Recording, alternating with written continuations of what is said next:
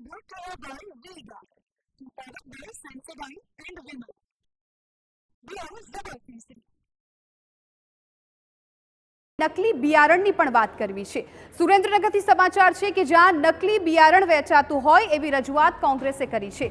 કોંગ્રેસે કલેક્ટરને રજૂઆત કરી છે। ફર્ટિલાઇઝર અને એગ્રોની દુકાનોમાં નકલી બિયારણ મળતું હોવાનો કોંગ્રેસનો આરોપ છે। ખેડૂતોને સર્ટિફાઈડ બિયારણના નામે ડુપ્લિકેટ બિયારણ આપવામાં આવતું હોવાનો આરોપ છે।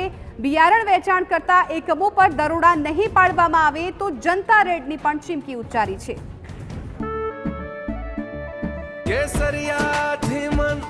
जोगी थयू रे दिल झूमे जुओ मत मस्त थयू रे केसरिया थी मन जोगी थयू रे। हर पल मनाओ केसरी त्योहार।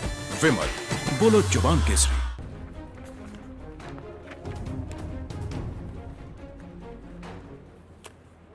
સુરેન્દ્રનગર જિલ્લો ખાસ કરીને બીટી કપાસ ઉપર આધારિત ખેતી હોય એટલે ખેડૂતો અમે છેલ્લા 8-10 દિવસથી જોઈએ છે ખેડૂતો બિયારણ માટે જ્યાં ત્યાં આટા મારે છે।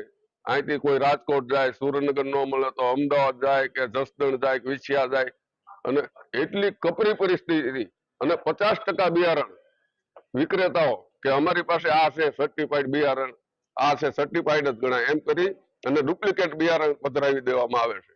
સુરેન્દ્રનગર જિલ્લાની અંદર વ્યાપક પ્રમાણમાં ડુપ્લિકેટ બિયારણનો વેપાર થઈ રહ્યા હોવાની રજૂઆતો અનેક મળી છે।